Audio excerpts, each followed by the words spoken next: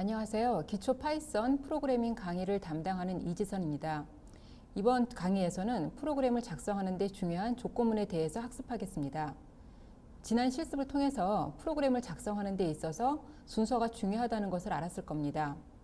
오늘 수업에서는 조건에 따라서 프로그램의 흐름을 제어할 수 있는 조건문에 대해서 학습하겠습니다. 조건문에서 불리한 표현식이 아주 중요합니다.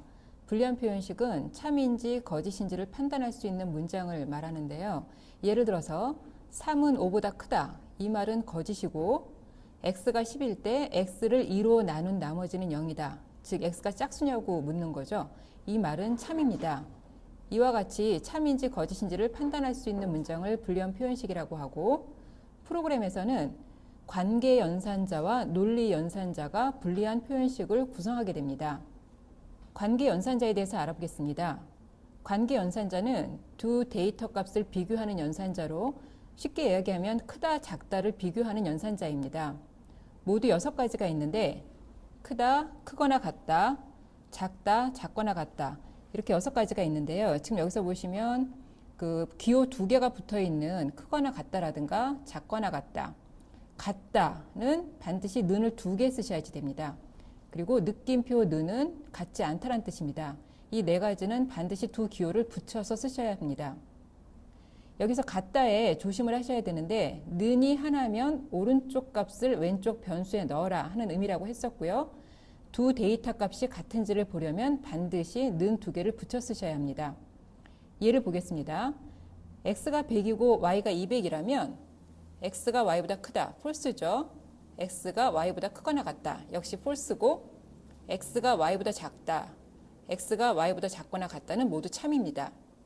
x와 y가 같다, 이 말 틀리죠. 그러니까 폴스가 나올 테고, x와 y가 같지 않다, 이 말은 맞으니까 true가 떨어집니다.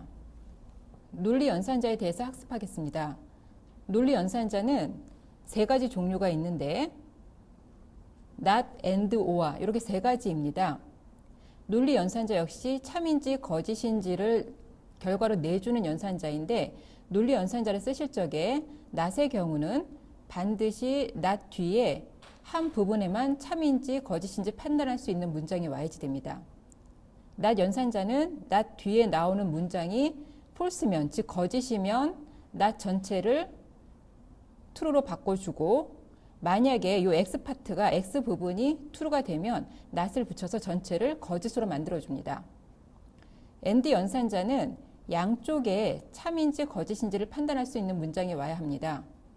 그리고 X와 Y 모두가 참인 경우에만 X and Y는 참으로 결과가 나오게 됩니다. X와 Y 둘 중에 하나라도 거짓이면 X and Y는 거짓의 결과가 나오게 됩니다. or 역시 양쪽 모두 참인지 거짓인지를 판단할 수 있는 문장이 와야지 되고, or의 경우는 X 또는 Y라는 의미가 있기 때문에 둘 중에 하나라도 참이면 참이 됩니다. 즉 X도 거짓, Y도 거짓인 경우에만 거짓이 떨어지고 나머지 경우에는 모두 참으로 판단합니다. 논리 연산자의 예를 몇 가지만 보겠습니다. A가 10이고 B가 20일 때 and 연산자를 보시면 A가 5보다 크다, 참이고 B가 10보다 크다, 참이니까 전체를 참으로 판단합니다. A가 5보다 크다는 참이지만 B가 5보다 작다, 이 말이 거짓이기 때문에 결과적으로 거짓이 떨어지게 됩니다. 마찬가지로 A가 5보다 작다가 거짓이기 때문에 뒷부분이 참이라고 하더라도 결국 전체적으로는 거짓으로 판단합니다. and의 양쪽이 모두 거짓인 경우에는 전체가 거짓이 된다고 했었죠. 만약에 어떤 범위를 쓸 수 있는 상황이라면 이런 식으로 계속 연결해서 범위를 써줄 수도 있습니다. 이 말은 A가 0보다 크고 B보다 작다, 이 말이 맞기 때문에 true로 값이 떨어지게 됩니다. or와 연산자는 둘 다 거짓인 경우만 거짓이고 나머지는 모두 참이라고 했기 때문에 지금 참이니까 전체가 참이죠. 참, 거짓 역시 참으로 판단합니다. 거짓, 참으로 판단하죠. 거짓, or와 거짓이기 때문에 이 경우만 거짓, false가 떨어지게 됩니다.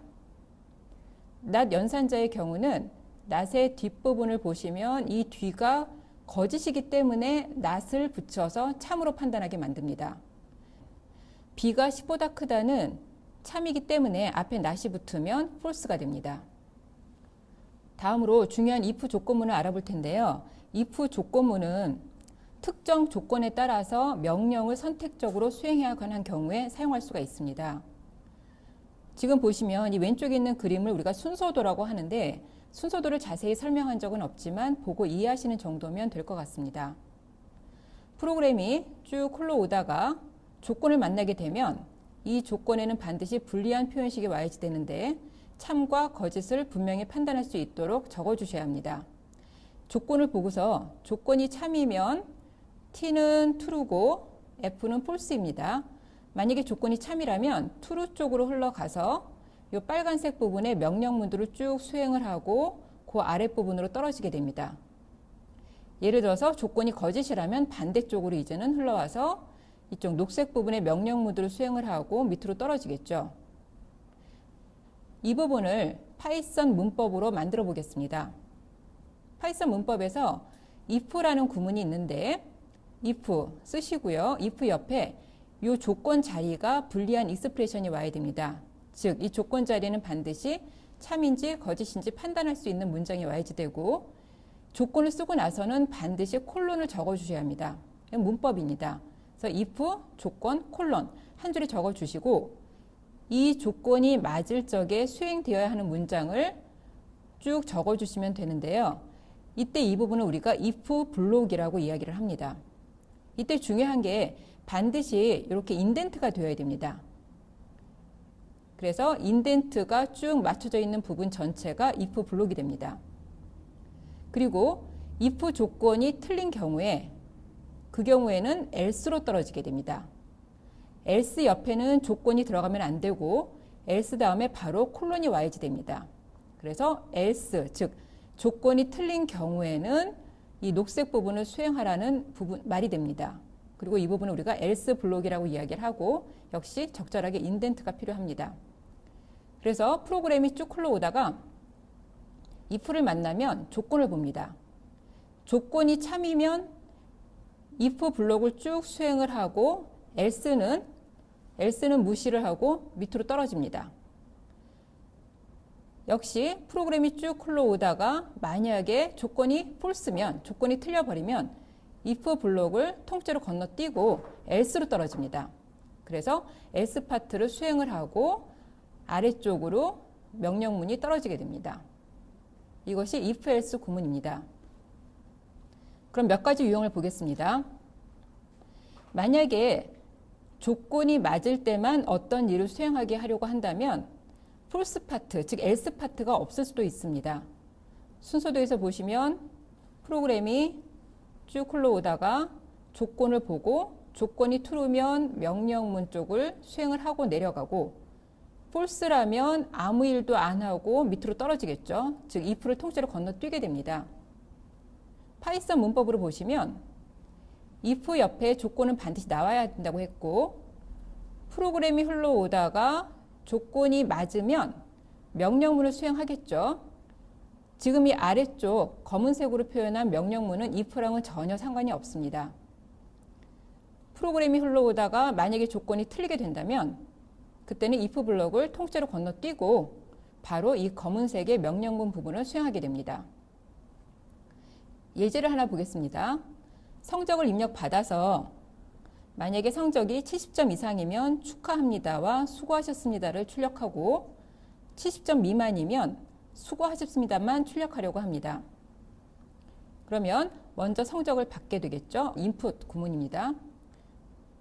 그리고 if 블록에서 조건이 스코어가 70 이상이라면 콜론 따라서 와야 된다고 했었고요.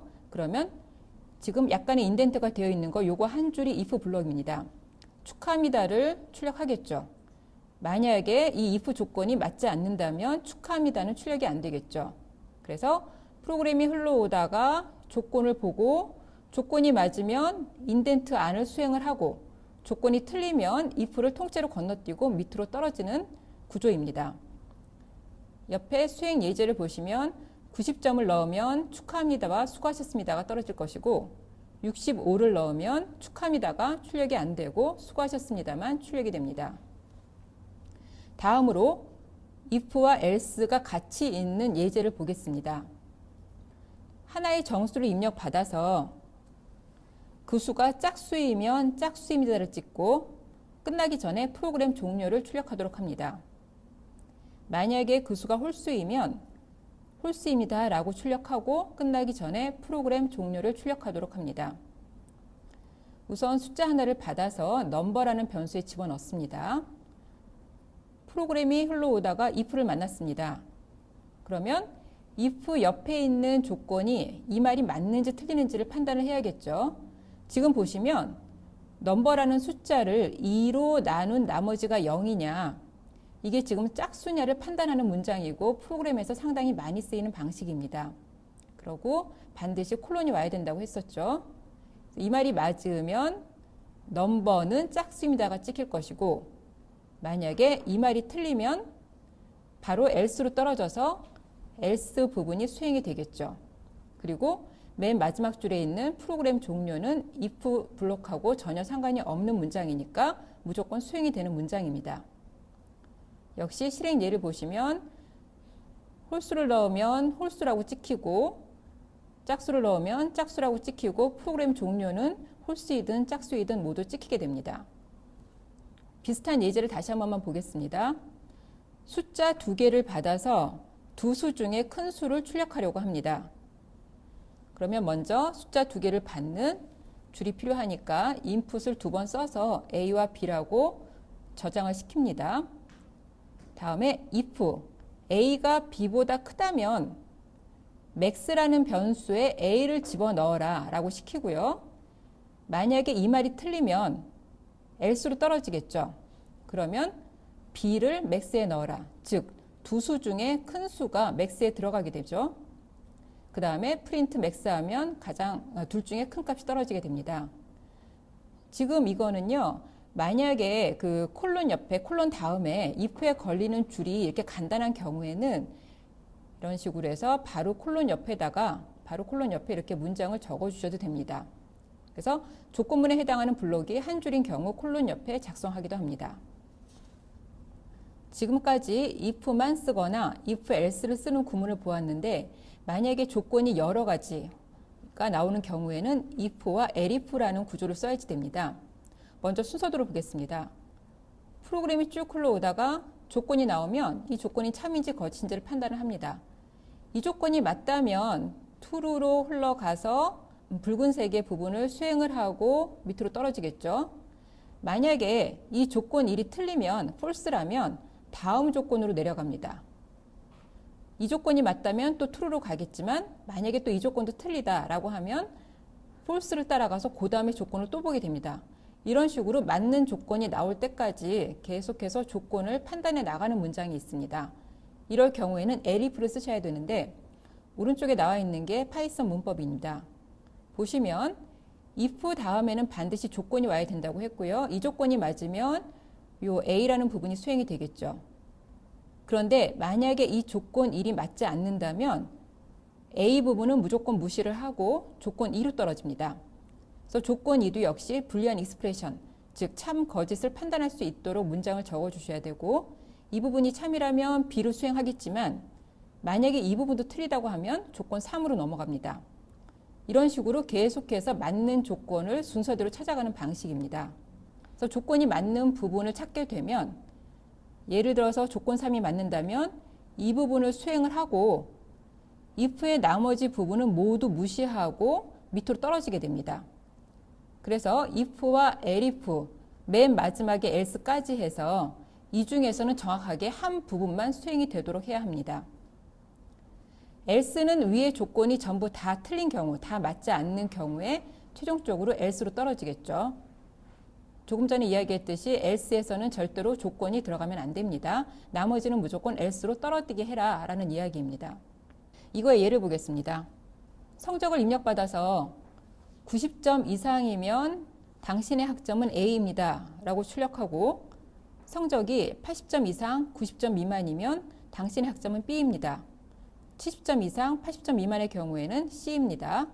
그리고 마지막으로 70점 미만이면 당신의 학점은 D입니다 라고 출력을 하고자 합니다. 지금 보시면 모두 조건이 4가지가 되겠죠. 코드를 보겠습니다. 성적을 입력받습니다. 그리고 항상 시작은 if로 시작을 해야 됩니다. if 없이 elif나 else가 나올 수는 없습니다. 그러면 성적을 받은 다음에 그 성적이 90점 이상이냐고 묻죠. 이 말이 참이면 그레이드라는 변수에 a를 넣고 나머지 부분은 모두 건너뛰게 됩니다. 그래서 만약에 성적이 95점이라면 그레이드가 a가 되고 바로 당신의 학점은 a입니다가 출력이 되겠죠. 만약에 성적이 88점이라면 이 부분 건너뛰겠죠. 이 부분 보고 false니까 바로 elif의 조건으로 내려갑니다. 이 말이 맞으니까 그레이드가 B가 되고 역시 나머지 부분은 전부 무시하게 되겠죠. 맞는 조건이 걸리는 순간에 나머지 부분은 모두 무시하게 됩니다. 그리고 당신의 학점은 B입니다가 출력이 됩니다. 만약에 77점이라면 마찬가지로 77인지 보고 아니니까 그 다음 엘리프 떨어져서 또 아니니까 그 다음 엘리프로 가겠죠. 이 조건에 맞으니까 그레이드는 C가 되고 else는 무시하겠죠. 그리고 당신의 학점은 C입니다가 떨어지게 됩니다. 만약에 성적이 70점 미만이라면 if 조건도 틀리고 elif도 틀리고 elif도 틀리기 때문에 else로 떨어져서 그레이드가 D로 결정이 되겠죠. 지금 여기 보시면 제가 elif를 간단하게 이렇게도 적었는데 이렇게 적어도 괜찮습니다. 왜냐하면 만약에 성적이 95점이라면 95점이면 이 말도 맞는데 그렇죠? 이 말도 맞고 이 말도 맞는 경우가 되는데요. 95점이라면 일단 if에서 걸리기 때문에 elif를 이렇게 쓴다고 하더라도 이 자리까지 떨어질 일이 없습니다. 즉 성적이 90점 이상이라면 그레이드 A가 돼서 바로 바깥으로 떨어지게 됩니다. 그래서 if와 elif를 이용을 해서 많은 조건들을 처리하는 방식입니다. if문은 그 안에 또다시 if문을 가질 수가 있는데 이럴 경우에 우리가 중첩된 if문이라고 이야기를 합니다. 지금 보시면 만약에 if 조건 A라고 되어 있는데 이 조건이 맞으면 if 블록을 수행을 하겠죠. 만약에 이 조건이 맞다면 우선 명령어 A 부분을 수행을 하게 되겠죠. 그 다음에 다시 if를 만나게 됩니다. 그러면 이 if가 또 맞으면 if의 이 조건이죠. 이 조건 1이 맞으면 명령어 2를 수행을 하겠죠. 그러면 이 명령어 2를 수행을 한 다음에는 어떤 문장을 수행을 할까요? 우선 if 조건이 맞으니까 if 안으로 들어왔고요. if 조건이 맞기 때문에 이 elif하고 else 부분은 보질 않게 됩니다. 그리고 if 안에 들어가서 또다시 조건 1이 맞았으니까 이 명령어 1 부분이 수행이 된다고 했는데 그렇게 되면 if 조건이 맞기 때문에 나머지 elif하고 else는 또 무시하게 됩니다. 따라서 조건 A가 맞고 조건 1이 맞다면 명령어 A와 명령어 1만 수행이 되고 다 무시하고 명령어 D로 떨어지게 되겠죠. 지금 제가 if 안에 if를 넣었는데 elif 안에도 이 안에도 if 구문이 또 들어올 수도 있고 else에도 또다시 if 구문이 들어갈 수도 있습니다. 그리고 if 안에 if 또 그 안에 if가 들어갈 수도 있습니다. 논리적으로 맞기만 하다면 어떤 방식이든 적어주실 수가 있습니다.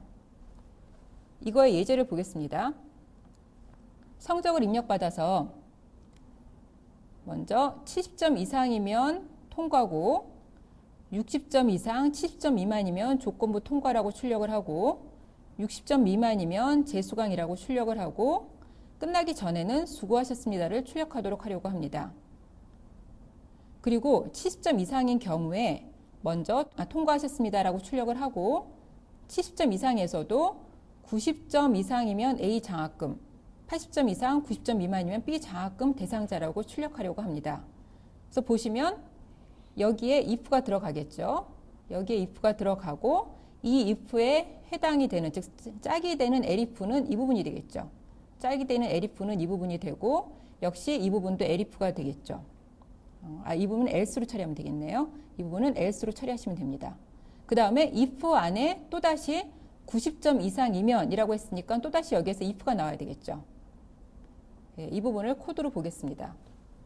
성적을 입력받아서 오른쪽 결과를 먼저 볼까요? 오른쪽의 결과를 보시면 95점이라면 통과하셨습니다. A 장학금 지급 대상자입니다. 수고하셨습니다를 출력을 했죠.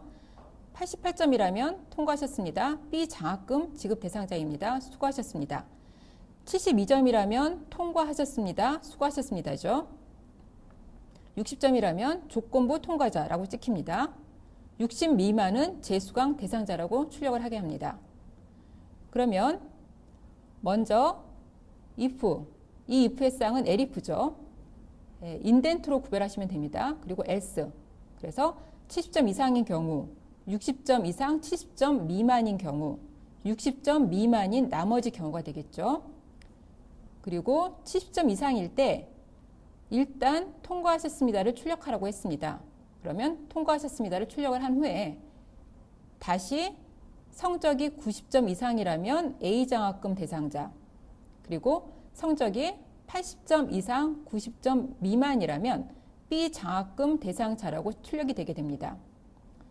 앞의 말을 그대로 코드로 옮긴 것입니다. 여기서 한 가지, 제가 여기에 elif라고 적었는데 여기를 else라고 적으면 어떻게 될까요? 이 부분을 elif가 아니라 else라고 적습니다. else라고 적으면 요거 없어야겠죠. else라고 적으면 조건을 쓰지 말아야 한다고 했습니다. 그렇게 되면 73점, 75점과 같이 70점 이상인데 90점이 안 되는 학생들도 모두 B 장학금 대상자라고 찍히겠죠. 그렇기 때문에 여기는 반드시 elif라고 쓰셔야 됩니다. 그리고 여기서 보셔서 아시겠지만 if만 있을 수도 있고 if하고 else 두 가지만 있을 수도 있고 if와 elif로만도 구성이 될 수가 있습니다. 그래서 논리에 맞게 작성하시는 연습을 하셔야 될 것 같습니다. 이번 강의에서는 if 조건문에 대해서 학습하였습니다. if 조건문에서는 관계 연산자와 논리 연산자를 잘 적어주시는 게 굉장히 중요합니다. 그리고 논리에 따라서 if의 흐름을 잘 맞춰 주셔야 합니다. 다음 강의에서는 반복 논리를 공부를 할 텐데 반복 논리에서도 관계 연산자와 논리 연산자는 아주 중요합니다. 이 부분에 대해서 잘 복습해 두시기 바랍니다.